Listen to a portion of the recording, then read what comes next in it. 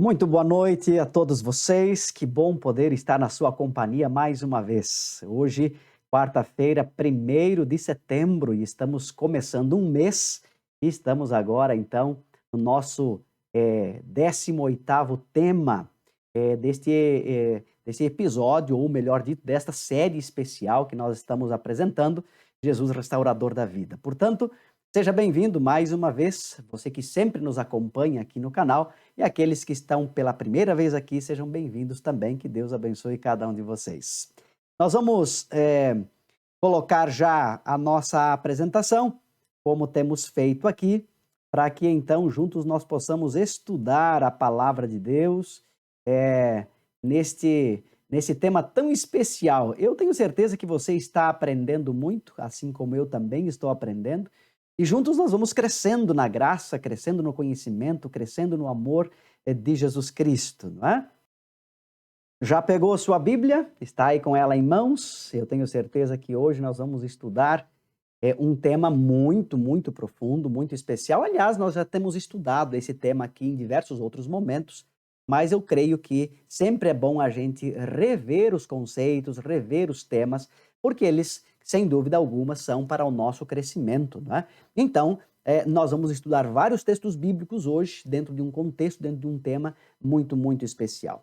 Nós já vamos começar, então, eu quero convidar você para fechar os olhos e juntos vamos orar ao Senhor. Querido Pai, muito obrigado por nos orientar, por nos trazer mensagens de conforto, de paz, de alegria, mensagens de repreensão e por nos trazer a compreensão das tuas verdades através da tua palavra. Nós estamos com a Bíblia outra vez em nossas mãos e nós rogamos que o Espírito Santo nos abençoe agora neste estudo especial.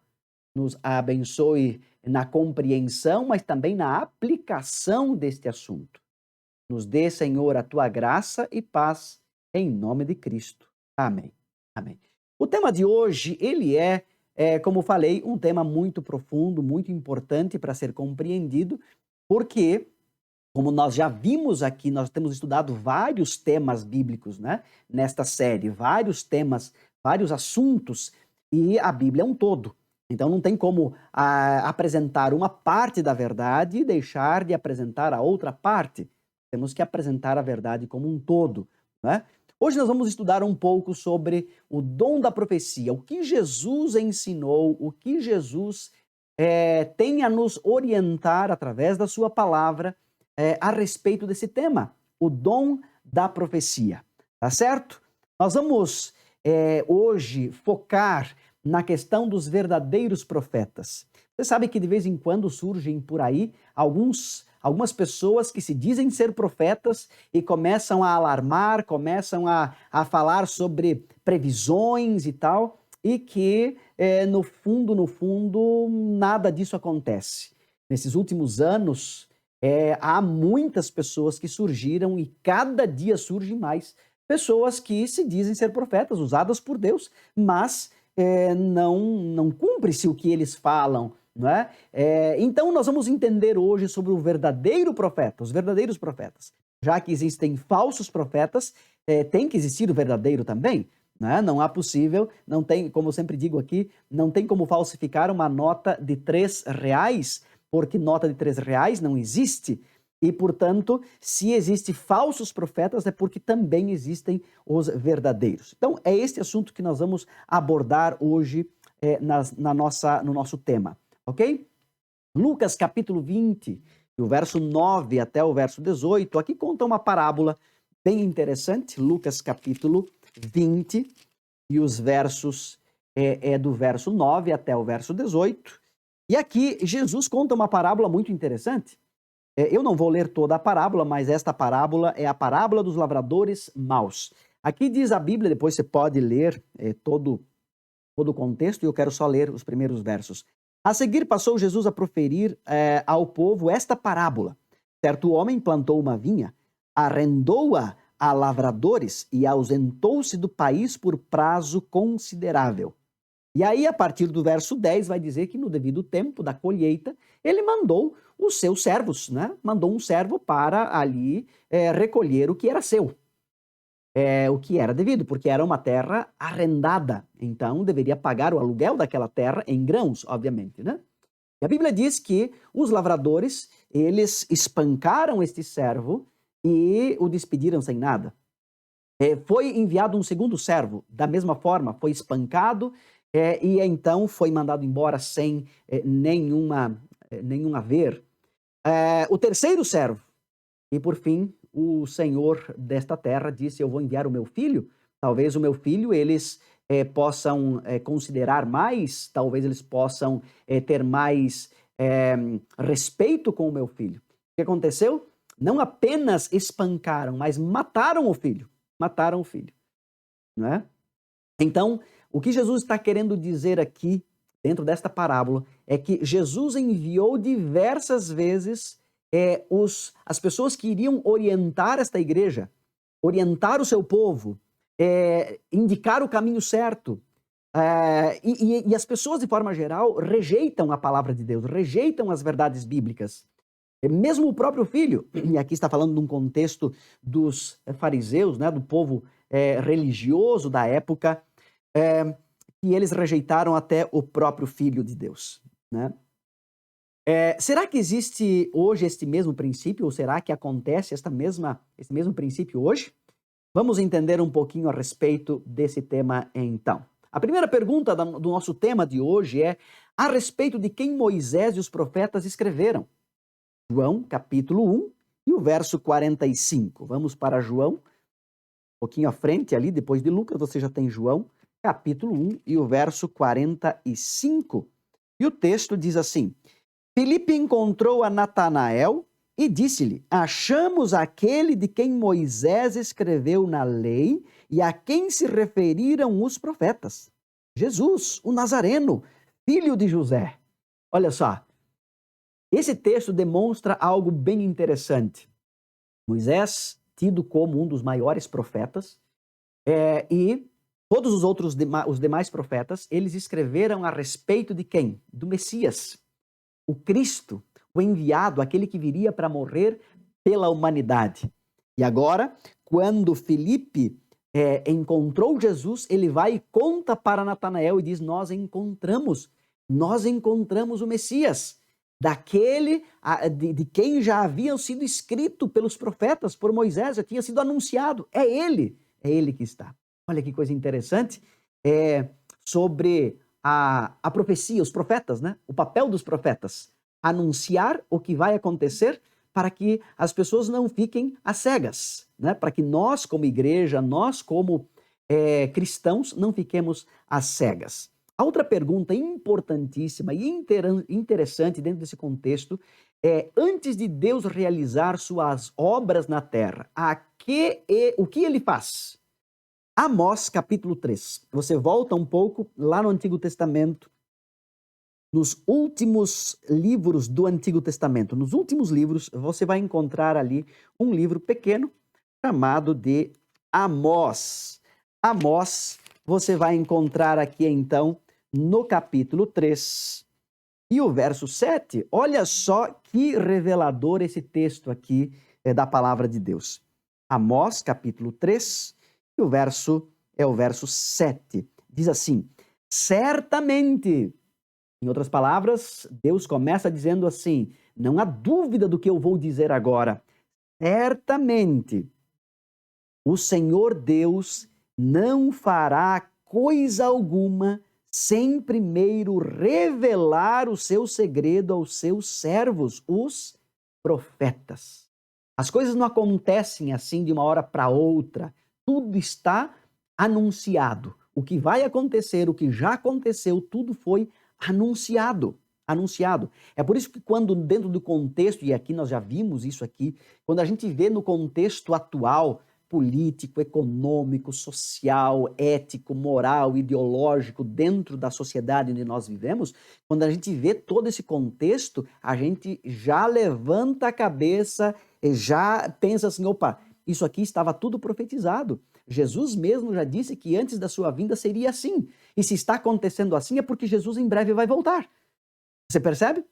Então, Jesus já anunciou, os profetas usados por Deus, inspirados por Deus, foram usados para dizer o que iria acontecer, né? E nós temos provas claras de que o que foi anunciado no passado já se cumpriu e o que ainda não se cumpriu se cumprirá, porque a certeza que nós temos que vai se cumprir é o que já aconteceu, o que já se cumpriu no passado. Tá certo? Vamos então mais adiante para mais uma pergunta importante, um texto fenomenal. De que modo Deus revela suas mensagens aos profetas? De que maneira Deus se revela aos profetas? Números, capítulo 12 e o verso 6. Números está lá no início da Bíblia. Números, capítulo 12. Números, capítulo 12 e o verso 6. Olha o que diz aqui a palavra de Deus. Então disse: ouvi agora as minhas palavras. Se entre vós há profeta, eu, o Senhor, em visão a ele me faço conhecer, ou falo com ele em sonhos. O que Jesus está querendo, ou o que a Bíblia está querendo dizer, o que Deus está querendo dizer aqui? Olha, se há algum profeta é porque eu escolhi. Não é, o profeta não se escolhe a si mesmo. Eu quero ser profeta. Eu quero receber o dom da profecia. Não, é Deus quem escolhe. Já já nós vamos ver textos que definem isso, certo? Deus que escolhe. Mas Deus escolhe e se revela agora para os profetas através de sonhos e visões. Deus fala através de sonhos e visões para o povo. Preste atenção nestas interpretações aqui. Não é assim, eu estou aqui e de repente, pá, eu recebi uma mensagem de Deus e eu quero transmitir essa mensagem. Não, em sonhos ou visões. Deus deixou já definido como é que ele iria se revelar aos profetas. Isso é muito interessante, porque já que nós estamos estudando a respeito dos verdadeiros profetas em contraste com os falsos profetas, nós precisamos entender como é que Deus se revela a um verdadeiro profeta para definir e para entender quem são os falsos profetas. Tudo bem? Então vamos lá. Adiante nós temos mais uma pergunta importante. Qual o propósito de Deus ao chamar os profetas? Deus não faz nada sem antes revelar aos profetas, certo? Deus chama e se revela como ele quer que se revelar. Mas com que propósito? Qual é o objetivo disso? Vamos para Oséias, volta lá pertinho de Amós, onde estávamos antes. Depois de Daniel, do livro de Daniel, você vai ter o livro do profeta Oséias. E aqui, no capítulo 12 de Oséias, você vai encontrar aqui um texto, uma declaração muito importante a respeito do propósito de Deus para chamar os profetas e para se revelar aos profetas. Capítulo 12 e o verso 13 diz assim: mas o Senhor, por meio de um profeta, fez subir a Israel do Egito e por um profeta foi ele guardado. Preste atenção. Aqui dentro do contexto falando sobre como Deus se revela, quais são os propósitos e tudo mais, Oséias vai entender aqui, através do Espírito Santo, obviamente, está falando a respeito de Moisés. Moisés foi chamado por Deus, como nós já vimos, que Moisés é um dos profetas, para guiar o seu povo da escravidão do Egito até a terra de Canaã, a terra da liberdade, da libertação. Preste atenção nesse conceito. Para que então? Qual o propósito de Deus ao chamar os profetas? Para conduzir a sua igreja com segurança até a Canaã prometida, Canaã celestial. O novo céu e a nova terra. Você percebe? Isto é fantástico. Deus, através dos profetas, através da sua palavra, através das manifestações dele a profetas verdadeiros, guia a sua igreja, guia o seu povo com segurança, com segurança. Isto não é interessante? Isso não fala profundamente ao seu coração? Vamos lá então, adiante, a pergunta número 5. Quais são as duas características da igreja verdadeira? Bom, existe uma igreja verdadeira, não é? Ou todas as igrejas, todas as denominações levam a Deus? Será? Preste atenção. A igreja verdadeira de Cristo tem duas características importantes. Vamos para Apocalipse capítulo 12? Apocalipse capítulo 12, você sabe, nós já até estudamos em outros momentos aqui, a respeito desta visão. E no capítulo 12 apresenta então a igreja imaculada, aquela mulher vestida de sol, não é? Que está para dar à luz e assim por diante. Mulher na Bíblia simboliza a igreja, tá? E aqui no capítulo 12, verso 17, nos diz o seguinte: irou-se o dragão contra a mulher, a igreja, e foi pelejar, fazer guerra com os restantes da sua descendência, ou seja, com o remanescente dessa mulher, aqueles que permanecem firme ao lado de Deus. E diz a característica deles: os que guardam os mandamentos de Deus e têm o testemunho de Jesus, e se pôs em pé sobre a areia do mar. Quais duas características da igreja verdadeira? Os que guardam todos os mandamentos de Deus e têm o testemunho de Jesus. Testemunho de Jesus. O que é o testemunho de Jesus? Guardar os mandamentos? Ok, já estudamos sobre os mandamentos e precisamos guardar todos os mandamentos? Óbvio, eles não foram abolidos, mas o que é o testemunho de Jesus? Então, vamos para a próxima pergunta e nós vamos responder. Apocalipse ainda, o capítulo 19 agora, se você for um pouquinho para frente, em Apocalipse capítulo 19, e o verso é o verso 10. Veja, vou contextualizar para você. João está tendo a visão sobre as coisas que ele escreveu no Apocalipse, tá certo? As visões do céu. A Bíblia diz lá no início, no capítulo 1, verso 1, que um anjo acompanhava João e dava a ele as interpretações do que estava acontecendo. No final de tudo, João tem uma atitude nobre em si, mas errada no conceito de adoração. Ele se prostra diante do anjo para adorar o anjo, para agradecer o anjo. E olha o que acontece então no verso 10. Prostrei-me ante os seus pés para adorá-lo. Ele, porém, me disse: vê, não faças isto. Eu sou conservo teu e dos teus irmãos, que mantém o testemunho de Jesus. Adora a Deus, pois o testemunho de Jesus é o espírito da profecia. Alguns pontos importantes. Primeiro, adoração somente a Deus, nem aos anjos celestiais, nem aos santos anjos alguém deve se prostrar diante. O próprio anjo diz: não, não faça isso. Você deve adorar somente a Deus. Sabe por quê? Porque eu sou igual a você. Eu sou um conservo, eu sou um servo junto com você. Igual você é um servo. E os outros irmãos nossos, os profetas, isso é interessante, a palavra profeta significa voz de Deus, ou aquele que fala em nome de Deus, que anuncia as coisas que Deus revelou. Isso significa profeta. Portanto, o anjo que estava ali orientando, dando as interpretações, guiando o apóstolo João em todo esse processo das visões, ele apenas estava sendo usado por Deus para interpretar, para falar o que Deus queria revelar. Tá certo? E aí está o ponto interessante. Eu sou conservo teu e dos teus irmãos que mantém o testemunho de Jesus. E o que é o testemunho de Jesus? É o espírito da profecia. Preste atenção nesta expressão, espírito da profecia. Por que espírito da profecia? O que isso significa? Vamos entender aqui o que é o espírito de profecia e por que esta expressão espírito da profecia. Não poderia ser apenas a profecia, os que revelam as profecias de Deus. Por que o espírito? Vamos ver? Um dos dons espirituais, e aí que está o ponto.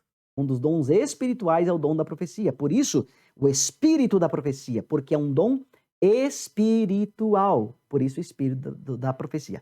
Efésios, capítulo 4, inclusive na semana passada nós já lemos esse capítulo e estes versos. Nós vamos reler esses versos. Obviamente, existem vários outros, mas nós vamos entender aqui dentro desse contexto, Efésios capítulo 4, como este dom de profecia é um dom de Deus que é dado através do Espírito Santo. Vamos lá. Capítulo 4, verso 11 e 12. Diz assim, ó, Efésios capítulo 4, versos 11 e 12. Olha o que diz a Bíblia. E ele mesmo concedeu uns para apóstolos, outros para profetas, outros para evangelistas e outros para pastores e mestres, com vistas ao aperfeiçoamento dos santos, para o desempenho do seu serviço, para a edificação do corpo de Cristo. O contexto aqui é que Deus nos dá dons espirituais para testemunhar. Lembra que nós estudamos na semana passada? Para testemunhar, para pregar, Deus nos dá o poder do Espírito Santo e junto com o Espírito Santo, ele traz dons para as pessoas, para a igreja, com a finalidade de aperfeiçoar, para desempenho do serviço, para a edificação do corpo de Cristo, que é a igreja. Não está aqui, mas vamos voltar um pouquinho às páginas da Bíblia aqui. Vamos lá para 1 Coríntios capítulo 12. Aqui em Efésios 4 é uma das seções, uma das listas dos dons espirituais, e ali está o dom de profetizar. Deu o dom para uns para serem profetas, certo? Vamos para o capítulo 12 de 1 Coríntios. 1 Coríntios capítulo 12.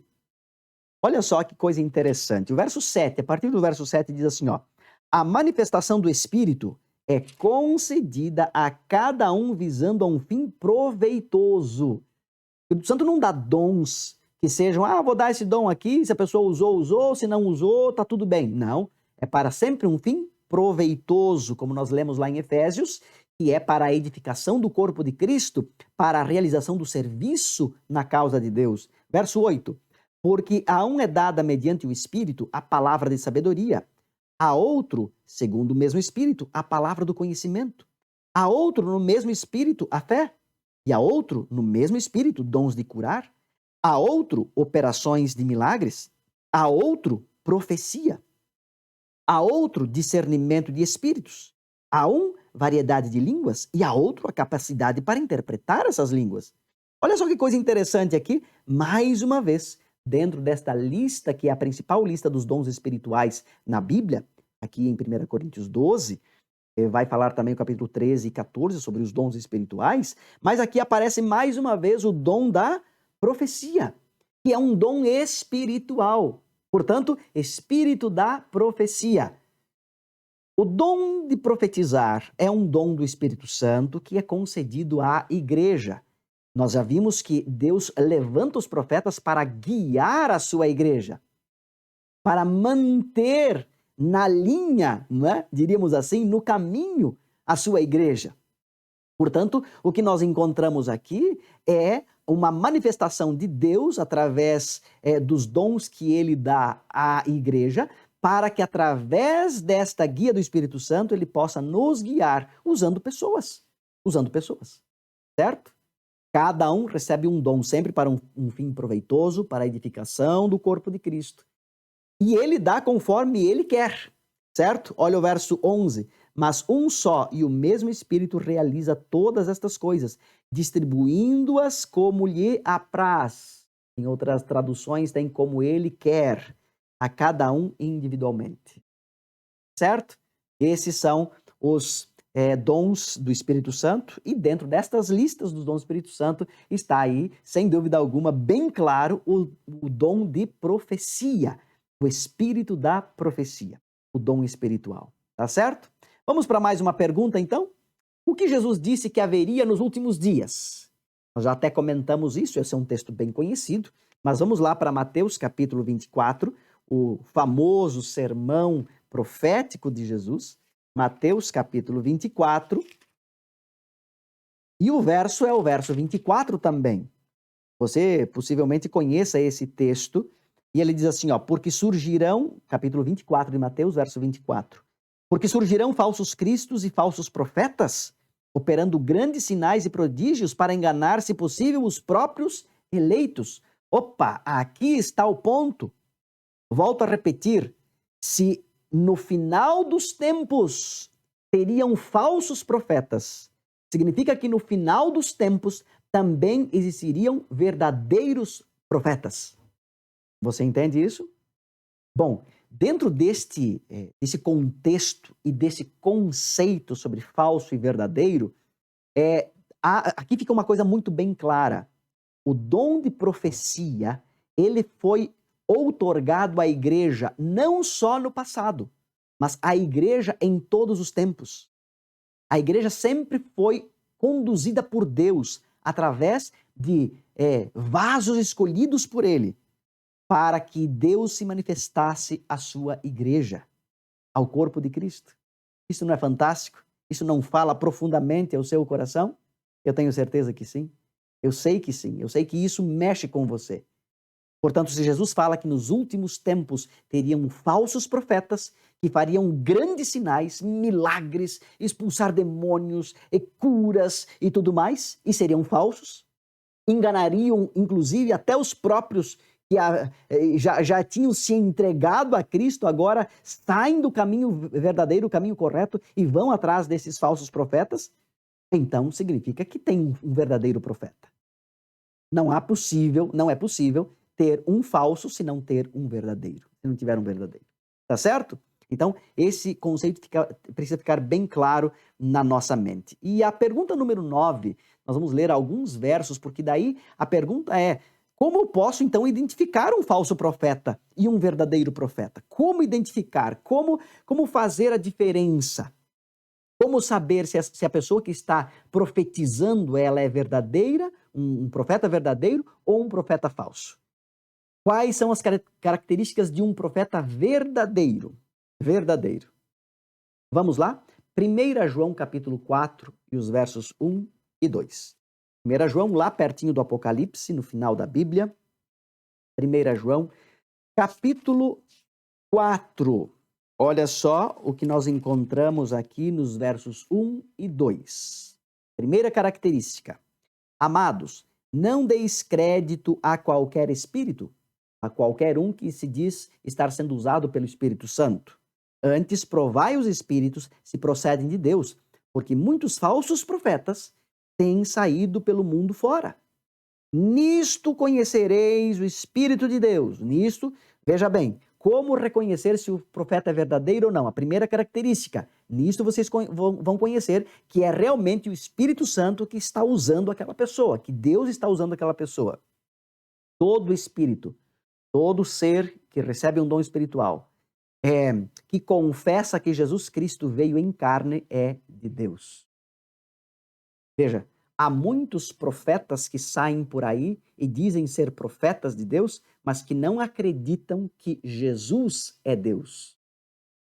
Eles não acreditam na encarnação de Jesus. Eles não acreditam, eles não professam, não confessam que Deus se fez carne e habitou entre nós para morrer pelos nossos pecados. Portanto, o texto diz aqui, aquele que não acredita e não ensina assim, ele não é um verdadeiro profeta. Este é um falso profeta. Esse é um falso profeta. Então, a primeira característica é confessar que Jesus é Deus. Jesus é Deus. É o Deus encarnado. Certo? Primeira característica. A segunda característica está em Mateus capítulo 7. Volta agora para Mateus. No capítulo 7, nós vamos encontrar aqui algumas orientações a mais a respeito das características de um verdadeiro profeta, em contraste com os falsos profetas. Olha só o capítulo 7 e os versos 15 e 16. Acautelai-vos dos falsos profetas. Tomem cuidado com os falsos profetas, que se vos apresentam disfarçados em ovelhas, mas por dentro são lobos roubadores. Tem aparência de quem acredita em Deus, de quem está sendo usado por Deus, mas na verdade, está lá por dentro é um lobo tentando devorar, né? Olha o verso 16, é a chave daqui, ó. Pelos seus frutos os conhecereis. Colhem-se porventura uvas dos espinheiros ou figos dos abrolhos? Veja, olha só que coisa interessante. Nós lemos lá em Mateus 24, 24, o próprio Cristo dizendo, no final dos tempos apareceriam falsos profetas que fariam grandes sinais, grandes milagres, grandes prodígios, iriam impactar, iriam emocionar as pessoas. Mas aqui está dizendo, pelos seus frutos vocês vão conhecer se ele realmente é de Deus ou não. O que significaria pelos seus frutos? Ora, se a pessoa é usada por Deus, ela precisa viver de acordo com a vontade de Deus.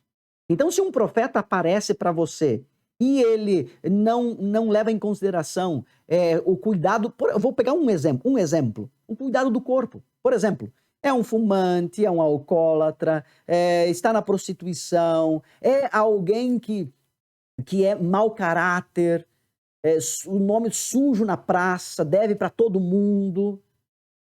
E depois chega e diz, olha, eu sou um profeta de Deus. Espera aí, mas os frutos não são condizentes ao que o Espírito Santo faz na vida de uma pessoa que realmente é usada pelo Espírito Santo. Você entende? Então, pelos frutos, nós conheceremos se é um verdadeiro profeta ou se é um falso profeta. Tá certo? Inclusive, se você olhar um pouquinho adiante, no verso 21, vai dizer assim, ó, nem todo o que me diz Senhor, Senhor, entrará no reino dos céus, mas aquele que faz a vontade do meu Pai que está nos céus. Verso 22 até o verso 23. Muitos naquele dia hão de dizer-me, Senhor, Senhor, porventura não temos nós profetizado em teu nome? Olha, falsos profetas, profetizado em teu nome? E em teu nome não expelimos demônios? E em teu nome não fizemos muitos milagres? Então lhes direi explicitamente, nunca vos conheci. Apartai-vos de mim, os que praticais a iniquidade. Olha que interessante. A palavra iniquidade é pecado de rebelião. Eu sei o que tem que ser feito, mas eu não faço. Eu sei que eu tenho que viver de acordo com a vontade de Deus, mas isso não é importante, porque a graça basta. A graça é tudo. Será que é assim mesmo? Né? A terceira característica, Isaías 8. Vamos lá para Isaías. Isaías, capítulo 8. Nós vamos ler aqui em Isaías, capítulo 8, nós vamos ler os versos 19 e 20. Isaías 8, versos 19 e 20. Quando vos disserem, consultai os necromantes e os adivinhos que chilreiam e murmuram, acaso não consultará o povo ao seu Deus? A favor dos vivos se consultarão os mortos? Olha, é uma das características dos profetas, dos adivinhos, né? Trabalhando na necromancia, que é condenado pela Bíblia. Olha, espera aí, não vai consultar a Deus, vai consultar mortos? Como isso? Isso não existe. É Deus quem tem que ser consultado, e o verso 20 diz, à lei e ao testemunho. Se eles não falarem desta maneira, jamais verão a alva.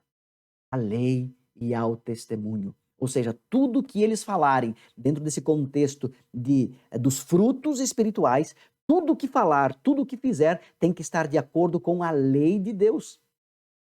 Então, alguém que se levanta, e aqui me desculpem o que eu vou falar agora, para talvez alguém que esteja nos acompanhando, que não é adventista do sétimo dia, mas veja bem, alguém que se levanta e diz, eu sou um profeta de Deus, eu sou usado por Deus, eu tenho mensagens de Deus para você, mas ao mesmo tempo fala para você que não precisa guardar a lei de Deus, esse é um falso profeta. Porque o verdadeiro profeta, ele guarda toda a lei, ele está envolvido com toda a lei. Você entende? A lei é o testemunho. Se eles não falarem desta forma, se não falarem de acordo com a lei de Deus, se não viverem a lei de Deus, estes estão nas trevas, diz o texto aqui, conforme nós lemos, verso 8, isso, verso 20, capítulo 8, verso 20, diz aqui, ó, a lei e o testemunho, se eles não falarem desta maneira, jamais verão a alva. O que significa ver a alva? O amanhecer, a luz, a luz. Ou seja, se um profeta diz que fala em nome de Deus, mas não está de acordo com a lei de Deus, não guarda a lei de Deus, não prega sobre a lei de Deus, esta pessoa está em trevas. Portanto, não é um verdadeiro profeta. Esse profeta Deus não o chamou. Ok? E Deuteronômio capítulo 18, verso 21 e 22. É a quarta característica. Existem outras, mas estas são básicas para reconhecer entre o verdadeiro e o falso profeta. Deuteronômio, lá no início da Bíblia, outra vez, no capítulo 18, Deuteronômio capítulo 18, e os versos 21 e 22. Olha o que diz aqui o texto bíblico. Deuteronômio capítulo 18, os versos 21 e 22. Diz assim, ó, se disseres no teu coração, como conhecerei a palavra que o Senhor não falou? sabe que quando este profeta falar em nome do Senhor e a palavra dele se não cumprir, nem suceder como profetizou, esta é a palavra que o Senhor não disse. Com soberba o falou o tal profeta. Não temas ou não tenhas temor dele. Se alguém chega e não é um verdadeiro profeta, se alguém chega para você e fala, olha, Deus está revelando uma coisa aqui para você e vai acontecer isso e aquilo, aquele outro, você analisa, avalia. Confessa a Jesus Cristo como Deus. Seus frutos são condizentes a uma pessoa que foi realmente resgatada por Cristo e está fazendo a vontade de Deus. Guarda a lei de Deus, prega a respeito dela. O que ela diz se cumpre ou não? Você percebe? Como eu falei no início, várias pessoas têm se levantado para dizer, olha, vai acontecer tal coisa, daqui a tanto tempo, na próxima semana, no próximo mês. E muitas pessoas ficam apavoradas e esses áudios ficam vagando aí nos grupos de WhatsApp e redes sociais, de mão em mão, e enchendo a mente das pessoas de terror, de medo. E aí passam os dias e nada acontece. Por quê? Porque são falsos profetas. São falsos profetas. Se você olhar na Bíblia, todas as profecias dos profetas bíblicos que foram dadas pelos profetas bíblicos se cumpriram. Exatamente como foi dito. Verdadeiros e falsos profetas. E aí? Esse é um assunto que precisa ser levado em consideração. Deus também chamou mulheres para serem profetisas. Nós encontramos aí Isaías, Jeremias, Daniel, Amós, Ageu, Oséias, o próprio Moisés, enfim, vários homens profetas. E será que as mulheres podem ser profetisas também? Será? Vamos para Juízes, capítulo 4, verso 4. Só vai um pouquinho, folheia um pouquinho mais aqui, você vai encontrar, depois de Deuteronômio, você vai encontrar Josué e Juízes. Juízes, capítulo 4. E aqui nós vamos encontrar a história de um período em que Deus se manifestava, Deus guiava o povo através de juízes, pessoas usadas por Deus para guiar o povo, assim como Moisés, né, foi um dos juízes, foi um líder, assim continuou por bastante tempo ainda esta forma de Deus guiar o seu povo através de profetas. Olha o verso 4 do capítulo 4. Débora, profetisa, mulher de Lapidote, julgava a Israel naquele tempo. Débora não era apenas uma profetisa, mas também era uma líder do povo, foi a líder principal do povo. Deus, com certeza, usa qualquer um que ele quer. Homens, mulheres, jovens, crianças, adultos, idosos, qualquer um que ele quer. Deus usa para cumprir os seus propósitos. E como para dar esse dom, que é um dom que ele dá como ele quer, como lhe apraz, como nós já vimos na Bíblia, então ele pode escolher qualquer uma pessoa, qualquer gênero, para então dar as suas orientações e usá-los como instrumentos nas suas mãos. Tem um outro texto, e muito significativo, que está aqui em Lucas capítulo 2. Lucas, lá no Novo Testamento, Lucas capítulo 2. Você vai encontrar aqui no capítulo 1 e 2 todo o processo da concepção, né, a história da concepção de Maria, o nascimento de Jesus, a dedicação de Jesus lá no templo, a apresentação ao sacerdote e tal. E aqui tem uma coisa muito interessante, muito relevante dentro desse contexto, mais uma profetisa sendo usada por Deus para declarar, para confirmar a profecia da vinda do Messias. Isso é fantástico. Verso 36. Havia uma profetisa chamada Ana, filha de Fanuel, da tribo de Azer, avançada em dias, que vivera com seu marido 7 anos desde que se casara. Vamos ler adiante.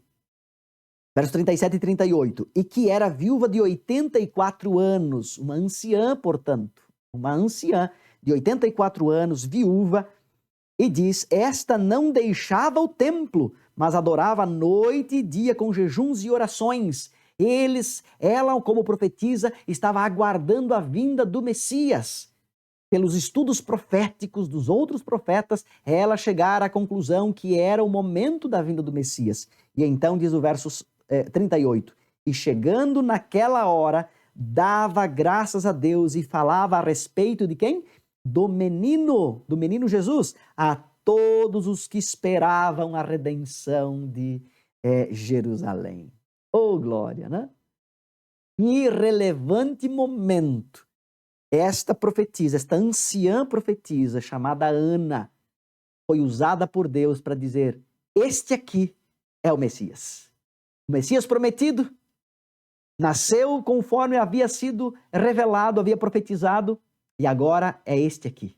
Este é o Messias, este é o menino Deus, o Deus que se fez homem e habitou entre nós. Vamos para a última pergunta? Qual é o segredo para a nossa segurança e prosperidade? Segunda Crônicas, lá no Antigo Testamento, segundo livro das Crônicas, tá? Depois de Primeira e Segunda Reis, lá, né? Vai encontrar Primeira e Segunda Crônicas, no capítulo 20. Segunda Crônicas, capítulo 20, e o verso também 20. E nós vamos encontrar aqui uma declaração fantástica. Aqui o contexto o povo de Israel estava em guerra, havia uma ameaça, e agora Josafá, que estava liderando o povo de Israel aqui, recebe as orientações de Deus através do dom profético, e aí então o verso 20 diz assim, ó, pela manhã cedo se levantaram e saíram ao deserto de Tecoa. Ao saírem eles, pôs-se Josafá em pé e disse, ouvi-me, ó Judá e vós moradores de Jerusalém, crede no Senhor vosso Deus e estareis seguros. O que mais? Crede nos seus profetas e prosperareis. Crede no Senhor vosso Deus e estareis seguros. Crede nos seus profetas e prosperareis. Qual o segredo da nossa segurança e prosperidade em todas as nossas coisas que vamos fazer? Crer em Deus, crer na sua palavra, crer no dom profético, crer na profecia bíblica. Queridos, este é um assunto de muita relevância. Volto a repetir. Assim como Deus prometeu para o povo no passado um profeta para guiar o seu povo, de quando em quando surgia um profeta, Deus levantava um profeta para não deixar o povo às escuras. Esta promessa não foi somente para a igreja primitiva, não foi só para os primeiros conversos. Esta é uma promessa de dons espirituais para a igreja em todos os tempos.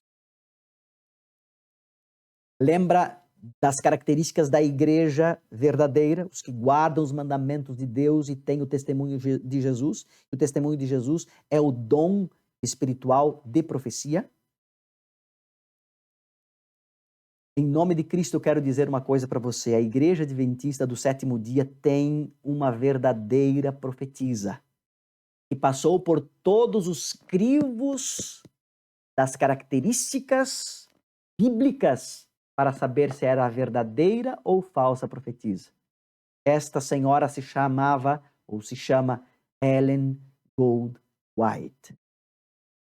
Ellen Goldwhite foi usada por Deus de maneira especial para encaminhar a Igreja de Cristo nos últimos dias, para fortalecer a ideia de que Deus está guiando o seu povo. Obviamente, seus escritos, eu já falei isso em outro momento, seus escritos, inclusive eu vou deixar aqui na descrição do vídeo um link dos outros temas que nós já abordamos sobre esta situação, sobre esse tema, sobre essa temática, de maneira bem exaustiva, tá? Você pode estar acompanhando, mas Ellen White foi uma profetisa de Deus, usada por Deus de maneira espetacular.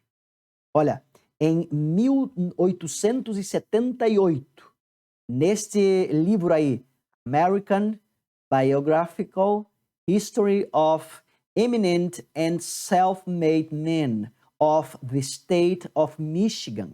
Michigan era o estado onde ela nasceu, onde morava. Registrou neste livro a seguinte declaração. A senhora White é uma mulher singularmente equilibrada. Seus traços predominantes são benevolência, espiritualidade, consciência e idealismo. Suas qualidades pessoais são de molde a granjear a mais viva amizade de todos aqueles com quem entra em contato e lhes inspirar a máxima confiança em sua sinceridade. E em 2014, há pouco tempo atrás, na revista Smithsonian Magazine, essa revista listou Ellen White entre os 100 americanos mais importantes e mais influentes de todas as eras, juntamente com grandes nomes, grandes personalidades como Abraham Lincoln, George Washington, Martin Luther King e Thomas Jefferson, entre outros. Sem dúvida alguma, não teria todo esse destaque, não teria toda essa descrição se não fosse usada por Deus. Eu creio nos profetas do Senhor. Eu creio no Senhor Deus. Eu creio na Bíblia. Eu creio nos dons espirituais. E por crer na Bíblia, nós como Igreja Adventista, por crermos na Bíblia, e porque a Bíblia, somente a Bíblia, é a nossa base de fé e prática, nós cremos no dom profético, porque é bíblico. O dom profético é bíblico. Queridos, eu quero te convidar para fazer um compromisso especial com Deus. Creia no Senhor Deus. Creia no Senhor Deus e você vai estar seguro. Creia na palavra de Deus e você vai estar seguro. Mas creia também nos seus profetas e você vai prosperar em todas as ações que você fizer. Esse é o seu desejo?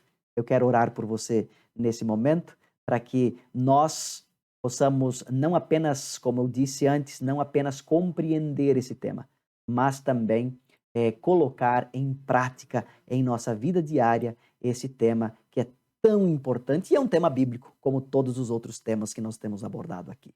Feche os seus olhos, vamos orar. Querido Deus, obrigado por mais um estudo fantástico da Tua Palavra.